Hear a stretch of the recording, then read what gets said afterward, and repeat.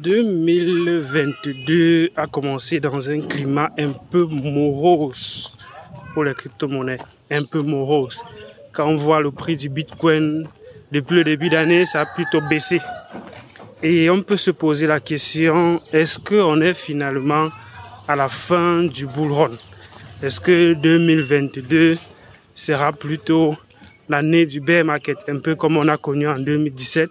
Le Bitcoin vers la fin d'année de 2017 a atteint son pic en 20 000 $. Et 2018 a été une année de forte correction pour le Bitcoin. Le Bitcoin est allé jusqu'en 2019 toucher les 4 000, les 5 000 $ environ. Donc, est-ce qu'on va observer cette correction de presque 75% du marché? Parce que de 20 000 $ à 5 000 $, ça fait diviser par 4. Donc, ça fait 75% de perte de valeur du marché. Est-ce qu'en 2022, on va connaître cette forte correction du marché aussi avec le Bitcoin? Ou bien, si le Bitcoin perd de la valeur, c'est évident que d'autres crypto-monnaies vont aussi perdre de la valeur et bien plus même encore. Les altcoins perdent plus rapidement de la valeur que d'autres crypto-monnaies, que le Bitcoin et l'Ethereum par exemple. Et on observe en cette période-ci des signes qui montrent un peu qu'on est en train de partir peut-être vers une période de stabilisation, vers une période de correction du marché. Parce que si on observe bien ces derniers temps-ci, les shitcoins sont en train de très bien performer. Et quand les shitcoins performent très bien, ça marque un peu la fin de cycle ou bien une période qui va marquer la hausse encore du prix du Bitcoin. Parce que quand on est en train d'injecter beaucoup d'argent dans les shitcoins, c'est pour ressortir très rapidement. Et quand on ressort très rapidement, qu'est-ce qu'on va faire? C'est pour stabiliser les revenus avec les crypto-monnaies qu'on veut maintenant conserver sur le long terme. On a déjà un peu expliqué les stratégies. Vous qui êtes dans les shitcoins, on a déjà expliqué quelques stratégies. Quand on entre dans ce genre de crypto-monnaies, c'est pas pour rester longtemps. C'est pour prendre des bénéfices et ressortir maintenant pour conserver les crypto-monnaies qu'on veut garder sur le long terme. Donc, quand on est dans une période où les shitcoins sont en train de très bien performer, on peut donc se demander si ça marque la fin du cycle et si ça marque donc la fin du Bitcoin. Ce qu'il faut également noter, c'est que la période du Bitcoin a été, cette année-ci, l'adoption du Bitcoin s'est faite un peu beaucoup plus par rapport à 2017. Donc, le contexte est déjà totalement différent. En 2017, il y avait une euphorie. Les gens venaient dans les crypto-monnaies parce qu'ils voulaient juste se faire de l'argent sans comprendre comment ça fonctionne.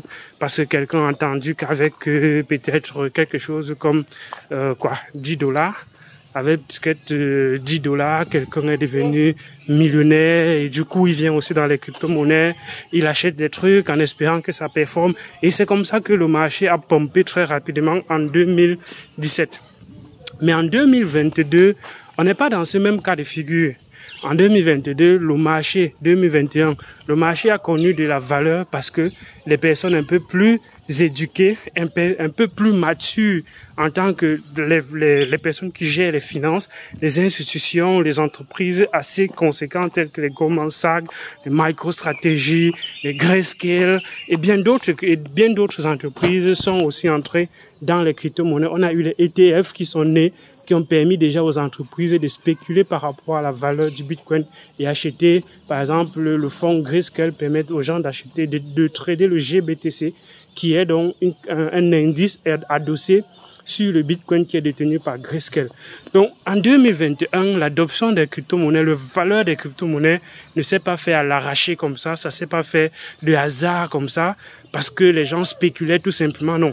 Ça s'est fait parce que les gens ont compris le but et les fondamentaux des crypto-monnaies et c'est pour ça qu'ils sont venus adhérer à la vision des crypto-monnaies et c'est ça qui a poussé le prix de la crypto-monnaie vers le haut. Donc je ne pense pas qu'on va avoir cette même correction qu'on a eue en 2017 dans les crypto-monnaies. On peut avoir des corrections certes, mais une correction de presque 75% et voir le prix du Bitcoin toucher les 10 000 $, les 11 000 $, les 15 000 $. Pour moi, c'est très très peu probable. Je ne dis pas que ça ne peut pas arriver. Je ne suis pas un conseiller financier, bien évidemment.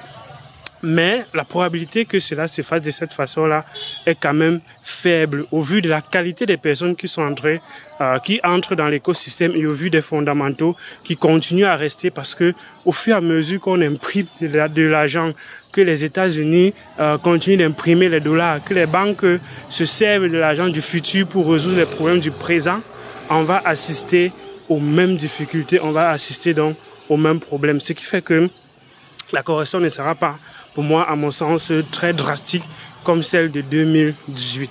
Donc, ce que tu peux faire maintenant, c'est te préparer en conséquence, commencer à regarder le marché, commencer à voir les shitcoins dans lesquels tu es parce que c'est là où ça commence toujours à mourir. Quand ça meurt, ça commence par les shitcoins, ça prend de la valeur et ça dompe très rapidement.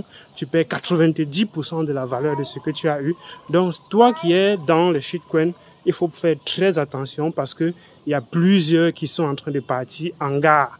Et quand ces crypto-monnaies vont entrer en gare, la probabilité que ça ne redémarre plus est très très grande. Donc, fais un tri minutieux de ton portefeuille, sélectionne les crypto-monnaies que tu veux garder sur le long terme, que tu as analysé les fondamentaux et que tu penses que c'est quelque chose qui, même s'il y a le bear market, ces crypto-monnaies-là vont se relever parce que derrière, les fondamentaux sont solides. C'est ce genre de crypto-monnaies que tu peux garder dans ton portefeuille. Un conseil aussi, bien que ce n'est pas un conseil d'investissement, parce qu'Elvis n'en est pas un, c'est de stabiliser, d'avoir toujours les stablecoins de côté. Donc, de stabiliser une partie de son portefeuille et avoir toujours la réserve de côté pour profiter de cette correction du marché. Parce que quand le marché va corriger, il y aura bien de crypto-monnaies en solde. Donc, si tu veux acheter les crypto-monnaies que tu veux garder sur le long terme, ce sera l'occasion rêvée parce que on aura une bonne réduction sur les crypto-monnaies phares du marché. Donc, voilà un peu comment tu peux te préparer. Analyse ton portefeuille, vois ce que tu peux déjà prendre tes profits. On a déjà expliqué le DCA in, le DCA out. Donc, tu vois comment tu peux prendre tes profits à un moment donné et tu vois comment tu peux stabiliser pour essayer maintenant de rentrer dans quelque chose que tu veux garder sur le long terme. Donc d'ici à là, like la vidéo, partage la vidéo. On espère atteindre 50 000 abonnés d'ici la fin d'année. Je sais que ce sera possible avec toi. Like déjà, partage, abonne-toi, rejoins-nous sur Telegram et fais grandir la communauté. D'ici à là, donc, porte-toi bien. Il y a d'autres vidéos sur la chaîne Elvis Konjo. Ciao.